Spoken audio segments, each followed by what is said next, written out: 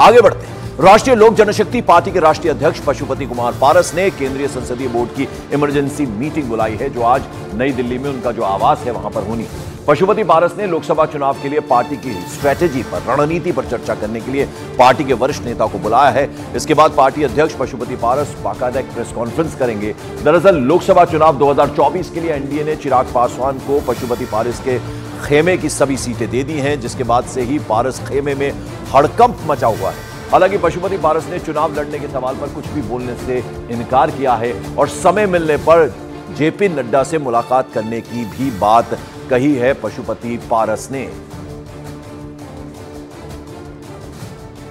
उधर आरएलजेपी के राष्ट्रीय प्रवक्ता श्रवण कुमार अग्रवाल ने पीएम मोदी पर पूरा भरोसा जताया है। उन्होंने कहा है कि बिहार में सीट शेयरिंग पर बातचीत चल रही है। राष्ट्रीय अध्यक्ष पशुपति कुमार पारस जी को अधिकृत किया जाता है कि आगे की जो पार्टी की रणनीति होगी, आगे जो पार्टी जो रणनीति तैयार करेगी और भारतीय जनता पार्टी से जो हमारा वार्ता चल रहा है सीट शेयरिंग पे, वो सारी बातों के लिए संसदीय बोर्ड ने राष्ट्रीय अध्यक्ष पशुपति पारस जी को अधिकृत कर दिया है और राष्ट्रीय अध्यक्ष जी भारतीय जनता पार्टी के शीर्ष नेतृत्व के संपर्क में है। हमारी पार्टी की वार्ता चल रही है और हम लोग प्रधानमंत्री के नेतृत्व में एनडीए में हैं, एनडीए में थे, एनडीए में रहेंगे। उधर पशुपति पारस और चिराग पासवान को लेकर बिहार के डिप्टी सीएम विजय कुमार सिन्हा ने क्या कुछ कहा, जरा वो दिखाते हैं।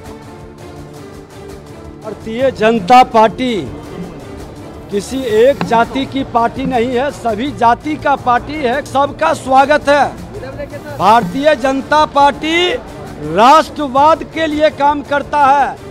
भारतीय जनता पार्टी हर भारतीय को आत्मनिर्भर, आत्म स्वाभिमान के साथ सबका विकास को लेके चलता है। चचा भतीजा का जो भी मामला है, लेकिन दोनों भाजपा के साथ चलना चाहते हैं।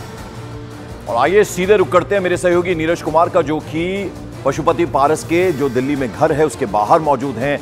क्या खबर है नीरज, आज ये बैठक होनी है पशुपति पारस के घर पर, उसके बाद एक प्रेस कॉन्फ्रेंस भी करने वाले हैं, क्या सब कुछ ठीक है? देखिए, सब कुछ ठीक नहीं है पंकज, और दूसरी अहम बात कि 3 बजे ये संसदीय बोर्ड और दूसरे पदाधिकारियों की बैठक राष्ट्रीय लोक जनशक्ति पार्टी ने बुलाई है, यानी पशुपति पारस ने बुलाई है। लेकिन 2-3 पहलू है, 2-3 विकल्पों पे पार्टी के अंदर विचार किया जा रहा है। पहला ये कि एक अनुरोध किया जाएगा, देखा जाएगा कि आधिकारिक तौर पे जो एनडीए की सीटों की खबरें आई हैं उसका ऐलान हो और उसके बाद आगे की रणनीति तय करे। दूसरी ये कि भारतीय जनता पार्टी की तरफ से अभी भी इंतजार है पशुपति पारस को कि कोई संदेश लेकर आए कि आपको 1 या 2 सीटें मिलेंगी। तीसरी है कि पशुपति पारस और पूरी पार्टी इस बात को लेकर नाराज है कि हाल के वक्त में चिराग पासवान की पूछ यानी लोकसभा सीटों में बढ़ गई है। चिराग पासवान पूरे मामले में भारतीय जनता पार्टी और बिहार में अपने आप को ज्यादा अहमियत साबित करने में कामयाब रहे। आज की बैठक में यह भी तय होगा कि क्या महागठबंधन की तरफ जाया जाए, क्योंकि सूत्रों का दावा है कि महागठबंधन की पार्टियां इनके संपर्क में। ठीक है, आप नजर बनाए रखें नीरज, आज ये जो बैठक है उस पर अब सबकी नजर है, क्या कुछ उससे निकल कर आता है। प्रेस कॉन्फ्रेंस भी होनी है। फिलहाल आपका बहुत बहुत शुक्रिया। आगे बढ़ते हैं। ज्ञानेश कुमार और सुखबीर सिंह संधू को नया चुनाव आयुक्त चुना गया है। प्रधानमंत्री नरेंद्र मोदी की अध्यक्षता में हुई इस बैठक में दोनों के नाम पर मोहर लग गई है। तो आपको बता दें, ये 2 नाम जिनमें ज्ञानेश कुमार हैं और सुखबीर सिंह संधू हैं, इन्हें नया इलेक्शन कमिश्नर चुना गया है। प्रधानमंत्री नरेंद्र मोदी ने अध्यक्षता की थी एक बैठक की, उसके बाद ही इन दोनों के नामों पर मोहर लग गई है। ज्ञानेश कुमार, आपको बता दें, उनके अलावा एस संधू नए इलेक्शन कमिश्नर बनाए गए हैं। पीएम ने अध्यक्षता की थी एक बैठक की और उसके बाद इनके दोनों के नाम सामने आए हैं। 1988 बैच के केरल काडर के आईएएस अधिकारी हैं ज्ञानेश कुमार का। अगर हम जिक्र करें, गृह मंत्रालय में ज्वाइंट सेक्रेटरी कश्मीर डिवीजन भी रह चुके हैं और उनके कार्यकाल में ही जेएनके से धारा 370 हटाई गई। सहकारिता मंत्रालय के गठन में भी इनकी अहम भूमिका रही है। ये हम बता रहे हैं सुखबीर संधू के बारे में। 1988 बैच के उत्तराखंड काडर के आईएएस अधिकारी हैं।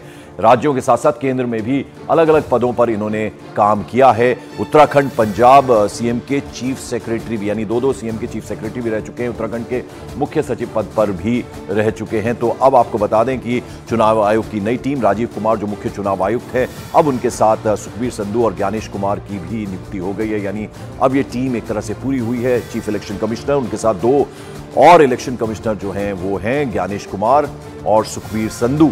यानी अब ये चुनाव आयोग की टीम की एक नई शक्ल जो है वो सामने आई है। प्रधानमंत्री की अध्यक्षता में यह बैठक हुई जिसमें इन दोनों के नाम पर मुहर लग गई है।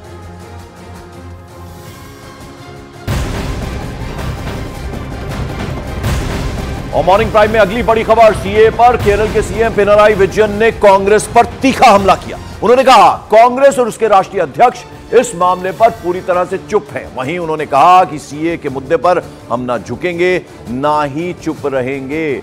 तो कांग्रेस से सीए के मुद्दे पर भागने का आरोप पिनराई विजयन जो कि केरल के सीएम हैं उन्होंने सीधे सीधे कांग्रेस पर हमला कर दिया है। उन्होंने कहा कि इस मामले पर जो राष्ट्रीय अध्यक्ष हैं कांग्रेस पार्टी के मल्लिकार्जुन खड़गे पर सीधे सीधे उन्होंने हमला किया है, वो पूरी तरह से खामोश हैं, चुप हैं। और उन्होंने कहा कि सीए के मुद्दे पर हम झुकेंगे नहीं और ना ही चुप रहेंगे।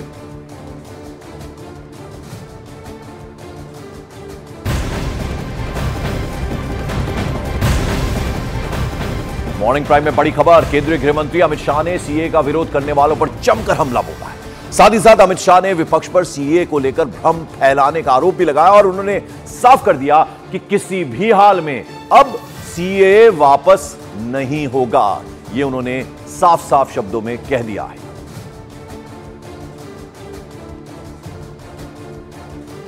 एंटी मुस्लिम कैसे है कि आप सिर्फ मुसलमानों को एक उसको आपने क्राइटेरिया बना दिया, ये मैं वो कह रहे हैं। क्राइटेरिया ये बना है कि जिस पर धार्मिक प्रताड़ना होती है इसको देंगे। और अगर वो मुसलमान, और भारत के पुराने हिस्से से मुसलमानों पर इसलिए धार्मिक प्रताड़ना नहीं हो सकती कि तीनों देश घोषित इस्लामी स्टेट है। कौन करेगा धार्मिक प्रताड़ना? कौन करेगा इस्लाम के अनुयायियों के साथ? ये तीनों देश घोषित इस्लामिक स्टेट इनके नाम के अंदर है, इनके संविधान में है। सीए का कानून कभी वापस नहीं जाएगा और भारत की नागरिकता सुनिश्चित करना ये भारत का विषय है, भारत की संप्रभुता का निर्णय है। इसके साथ हम कोई कॉम्प्रोमाइज नहीं कर सकते। तो गृह मंत्री ने साफ साफ चेताया है। उन्होंने कहा कि किसी भी कीमत पर सीए वापस नहीं होगा और इस बीच सीए पर सियासत तेज हो गई। असदुद्दीन ओवैसी बोल रहे हैं, पिनराई विजयन पहले ही कह चुके हैं और अमित शाह ने हालांकि ये दो टूक कह दिया है कि किसी भी तरीके से सीए वापस नहीं होगा और मुसलमानों के खिलाफ नहीं है। साथ ही साथ आप तीसरी तस्वीर में देख रहे हैं कि किस तरह से जो शरणार्थी हैं वो खुश हैं और किस तरह से वो खुशी का इजहार कर रहे हैं। खासतौर पर आप ये देखिए मतुआ समुदाय के जो लोग हैं उनमें बेहद खुशी है और बांग्लादेश में रह रहे हैं और जो मतुआ समुदाय है वो उनमें बेहद खुशी है इस खबर के बाद। मॉर्निंग प्राइम में अगली बड़ी खबर, प्रधानमंत्री नरेंद्र मोदी दक्षिण भारत से धुआंधार प्रचार की आज शुरुआत करेंगे। पीएम तमिलनाडु की कन्याकुमारी से प्रचार की शुरुआत करने वाले हैं। प्रधानमंत्री 19 मार्च तक कर्नाटक, केरल, तमिलनाडु, आंध्र प्रदेश और तेलंगाना का दौरा करेंगे। यानी पूरे दक्षिण भारत का उनका दौरा है। तमाम स्टेट्स को कवर करेंगे प्रधानमंत्री। पीएम तेलंगाना में रोड शो भी करने वाले हैं जहां वो विकास की सौगात देकर लोकसभा चुनाव के समीकरण को बीजेपी के पक्ष में करने की कवायद करते हुए नजर आएंगे। बीजेपी सत्ता की हैट्रिक लगाने और 370 जीतने